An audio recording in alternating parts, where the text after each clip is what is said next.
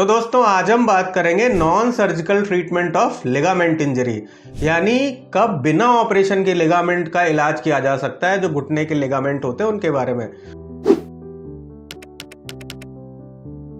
तो मेरा नाम है डॉक्टर शैलेंद्र प्रताप सिंह। मैं head of the department of orthopaedics and joint replacement, SSB hospital Faridabad.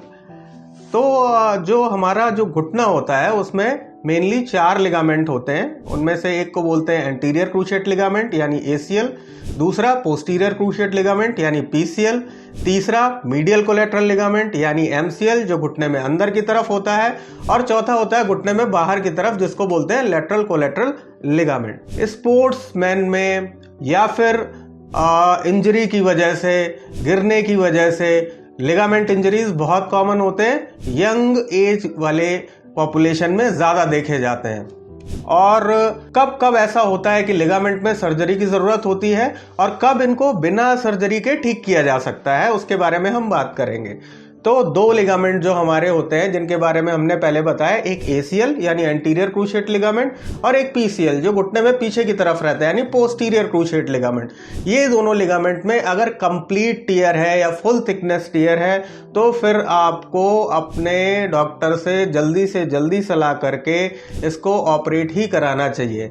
लेकिन अगर टियर पार्शियल है यानी लिगामेंट पूरी तरह से टूटा हुआ नहीं है, तो फिर आप जब डॉक्टर को दिखाएंगे तो वो आपके घुटने को एग्जामिन करके देखेंगे, उसका टेस्ट करके देखेंगे, और अगर घुटने में इंस्टेबिलिटी नहीं है तो इसका मतलब बहुत ज़्यादा फाइबर्स टूटे हुए नहीं हैं और ऐसी स्थिति में सर्जरी से बच सकते हैं आप।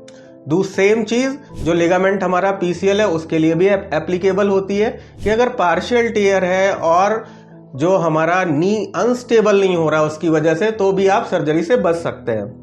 बाकी बचे जो हमारे लिगामेंट 2, एक का नाम है एमसीएल जो हमारे घुटने में अंदर की तरफ रहता है और दूसरा होता है एलसीएल जो घुटने में हमारे बाहर की तरफ रहता है।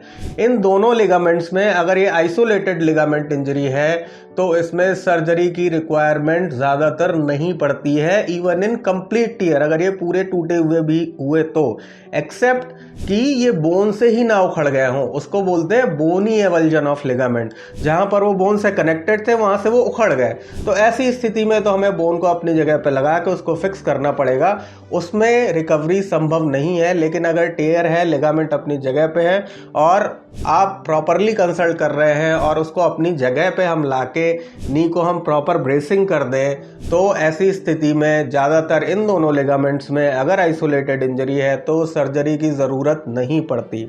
तो क्या क्या चीज़ें हैं जो हमें अर्ली रिकवरी में मदद करेंगी, चाहे हमारी सर्जरी हो रही हो चाहे ना हो रही हो, वो है एक्सरसाइजेज। और हमें नी के रेंज का ख्याल रखना है कि नी हमारा स्टिफ तो नहीं हो रहा, हमें नी का full range of movement exercises करनी है और मसल स्ट्रेंथनिंग एक्सरसाइजेस करनी है हमारे थाई की मसल्स की, ताकि वो कमज़ोर ना हो। तो हमने आज बात की चारों लिगामेंट्स की इंजरी के बारे में, कब ऑपरेशन की ज़रूरत है, कब हमें तुरंत डॉक्टर से कांटेक्ट करना चाहिए, कब ऑपरेशन की ज़रूरत नहीं है, ऑपरेशन से आप बच सकते हो लेकिन वो भी आपको सेल्फ ट्रीटमेंट नहीं लेना है। ये वीडियो जो है सिर्फ आपकी जानकारी बढ़ाने के लिए है, आपके जानने के लिए, ताकि आप ज़्यादा से ज़्यादा फ़ायदा उठा सकें और आपकी रिकवरी जल्दी से जल्दी हो सके।